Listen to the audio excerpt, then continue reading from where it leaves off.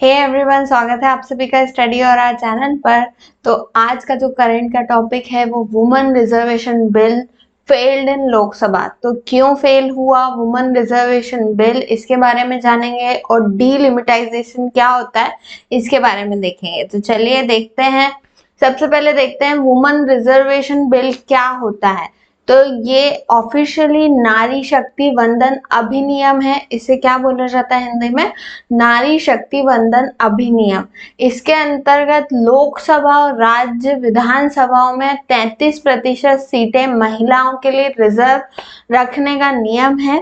तो किस किस में? लोकसभा और स्टेट विधानसभाओं में कितने प्रतिशत? तो 33% जो है रिजर्वेशन फॉर वुमेन्स रखने का इसमें नियम है। तो याद रखिए कि वुमेन रिजर्वेशन एक्ट जो है वो ऑलरेडी सितंबर 2023 में पास हो चुका था पार्लियामेंट से भी, और राष्ट्रपति की मंजूरी भी हो चुकी थी। पर जो अभी 2026 में वोटिंग हुई लोकसभा में, तो वो किस लिए हुई थी? ताकि जो इम्प्लीमेंटेशन है इस वुमेन रिजर्वेशन एक्ट का वो जल्दी हो सके।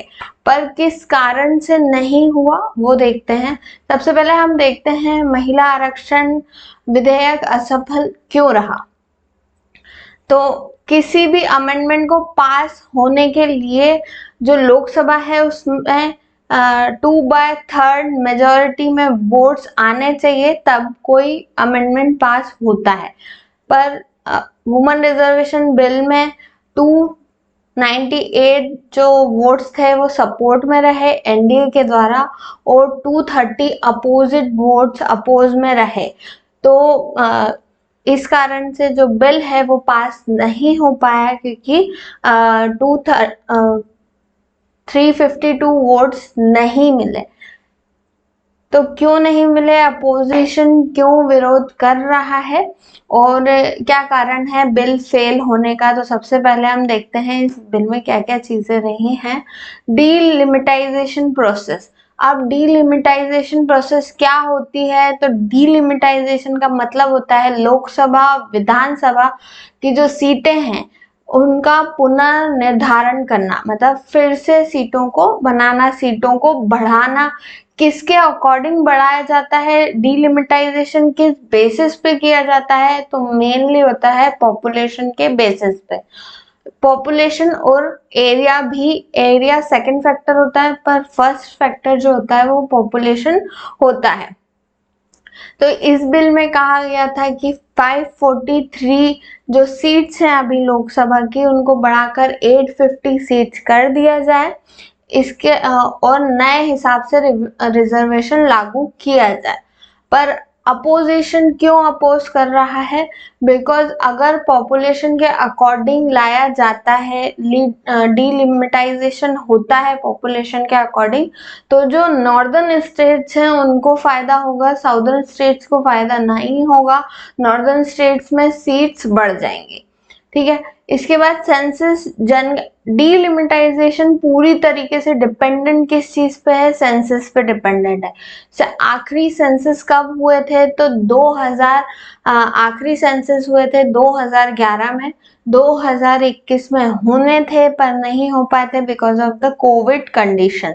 तो इसीलिए 2026 में होने वाले हैं सेंसस, तो उनके अकॉर्डिंग ही डीलिमिटाइजेशन करा जा सकता है। पॉपुलेशन के अकॉर्डिंग ही डीलिमिटाइजेशन होता है।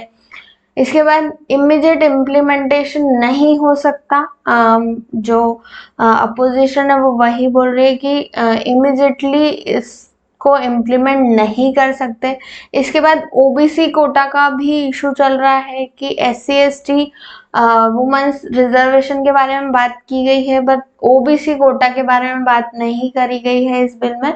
तो बहुत सारी चीजें हैं। सबसे पहले डीलिमिटाइजेशन जो प्रोसेस है उसके कारण अपोजिशन डर रहा है। सबसे बड़ा फैक्टर अगर पॉपुलेशन के अकॉर्डिंग होता है डीलिमिटाइजेशन, तो नॉर्दर्न स्टेट्स को फायदा मिलेगा और साउदर्न स्टेट्स को नहीं मिलेगा, बिकॉज ऑलरेडी नॉर्दर्न स्टेट्स में पॉपुलेशन ज्यादा है। नेक्स्ट पे चलते हैं। तो हम वुमन पार्टिसिपेशन अभी राइट नाउ वुमन पार्टिसिपेशन कितना है गवर्नमेंट में, तो लोकल बॉडीज जैसे कि पंचायती राज वगैरह जो होता है उसमें हम देखते हैं कि ज्यादा पार्टिसिपेशन है बजाय राज्यसभा, लोकसभा और स्टेट असेंबलीज के। अभी हम लोकसभा की अगर बात करें तो 13 से 14% ही रिजर्वेशन है, वुमन सीट्स हैं अभी राइट नाउ। जो वुमन पार्टिसिपेशन है लोकसभा में वो 13 से 14% ही है। ये बहुत ज़्यादा कम है अदर डेवलपिंग कंट्रीज के अकॉर्डिंग, बिकॉज जो वुमन पावर है इक्वल हाफ पावर, जो हाफ पॉपुलेशन है उसको रिप्रेजेंट करती है। अगर इतना कम रेशो डिसीजन मेकिंग के समय वुमन का रहा तो जो नेशन है उसके डेवलपमेंट में प्रॉब्लम आती है। इसके बाद देखते हैं टॉप 3 स्टेट्स कौन कौन से हैं। तो छत्तीसगढ़ में 14 से 15% पार्टिसिपेशन है, वेस्ट बंगाल में 13 से 14% है और बिहार में 14% पार्टिसिपेशन है वुमेन्स का। आप देखते हैं कि महिलाओं की भागीदारी क्यों जरूरी है, क्यों पार्टिसिपेशन होना बहुत जरूरी है वुमेन्स का लोकसभा, राज्यसभा या डिसीजन मेकिंग में। पहली चीज समानता और लोकतंत्र, इक्वालिटी जरूरी है। इक्वालिटी और डेमोक्रेसी, हम जब इंडियन कॉन्स्टिट्यूशन की बात करते हैं तो हम इक्वालिटी और डेमोक्रेसी की बात करते हैं। तो जब तक हम वुमेन्स को इक्वल पावर और इक्वल सीट्स नहीं देंगे लोकसभा में तब तक ये वर्ड्स का कोई मतलब नहीं है। इसके बाद बेहतरीन नीतियां, बेटर पॉलिसी मेकिंग हो सकती है क्योंकि वुमेन्स जो है वो एजुकेशन, हेल्थ सेक्टर, सैनिटेशन और न्यूट्रिशन वाले एरिया में टॉपिक्स में बहुत अच्छे से decision making, better policy making कर सकती हैं। इसके बाद सामाजिक समस्याओं का समाधान, जो वुमेन्स हैं वो सोशल इश्यूज पे भी बहुत अच्छे से पॉलिसी मेकिंग कर सकती हैं, जैसे कि women safety, child abuse, domestic violence. इसके बाद आर्थिक विकास, इकोनॉमिक ग्रोथ में भी बहुत जरूरी है। अगर इंडिया की हाफ पॉपुलेशन अगर इकोनॉमी में कंट्रीब्यूट नहीं करेगी तो विकास बहुत धीमी गति से होगा।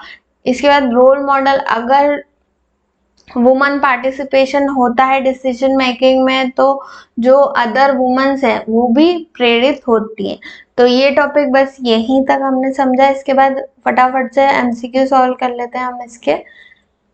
तो महिला आरक्षण विधेयक का ऑफिशियल नाम क्या है, याद रखिए इसका नारी शक्ति वंदन अधिनियम है। तो इसे रोका गया है अभी, फेल परमानेंटली नहीं हुआ है, तो इसका जो इमीडिएट इफेक्ट अभी नहीं हो पाया है, इस चीज पे बिल रुक गया है। इसके बाद ये विधेयक महिलाओं को कितने प्रतिशत आरक्षण देता है, तो 33%। याद रखिए नारी शक्ति वंदन अधिनियम कितने प्रतिशत देता है, तो 33% आरक्षण देने की बात करता है। 2026 में अमेंडमेंट बिल फेल होने के क्या कारण थे, तो 2/3 मेजोरिटी नहीं मिली है, इसीलिए ये जो बिल है वो फेल हो गया है। इसके बाद डिलिमिटाइजेशन का किस आधार पर होता है, तो पॉपुलेशन के आधार पर, सेंसस के आधार पर होता है। डिलिमिटाइजेशन कौन करता है, तो डिलिमिटाइजेशन कमीशन ऑफ इंडिया के द्वारा किया जाता है।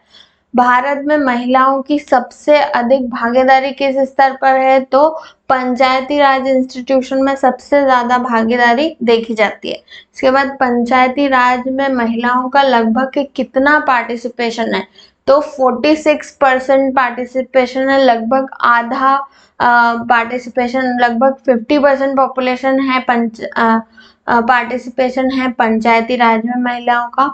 इसके बाद भारत में लोकसभा में महिलाओं के प्रतिनिधित्व लगभग कितना प्रतिशत है, तो 13 से 14% ही है।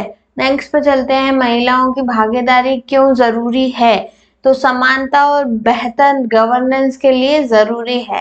इसके बाद संविधान संशोधन बिल को पास करने के लिए क्या जरूरी होता है, तो स्पेशल मेजोरिटी 2/3 की होना जरूरी है। इसके बाद महिलाओं की भागीदारी बढ़ने से क्या फायदे होंगे, तो बेटर पॉलिसी मेकिंग होगी और डेवलपमेंट होगा। इसके बाद भारत में राज्य विधानसभाओं में महिलाओं का प्रतिनिधित्व लगभग कितने प्रतिशत है, तो राज्य विधानसभाओं में 9 से 10% है और लोकसभा में 13 से 14% है। नेक्स्ट पे चलते हैं, महिलाओं की भागीदारी क्यों जरूरी है, समानता और बेहतर गवर्नेंस। सॉरी ये रिपीटेड, हाँ। वुमेन रिजर्वेशन बिल में ST/SC महिलाओं के लिए क्या प्रावधान है, ST/SC कोटा के अंदर ही रिजर्वेशन दिया जाएगा, ये बोला गया है इस बिल में। इसके बाद डिलिमिटेशन का मुख्य उद्देश्य क्या है, सीटों और निर्वाचन क्षेत्रों का पुनर्निर्धारण करना। नेक्स्ट पे चलते हैं, डोमेस्टिक वायलेंस से संबंधित भारत में प्रमुख कानून कौन सा है, तो protection of womens from domestic violence act 2005। तो आज का लेक्चर बस यहीं तक खत्म होता है। अगर यह टॉपिक आपको अच्छे से समझ आया है तो मेरे चैनल को लाइक शेयर सब्सक्राइब करना ना भूलें और बेल आइकन प्रेस कर लें ताकि नोटिफिकेशन मिलता रहे। तो मिलते हैं नेक्स्ट लेक्चर में। Thank you for watching the video.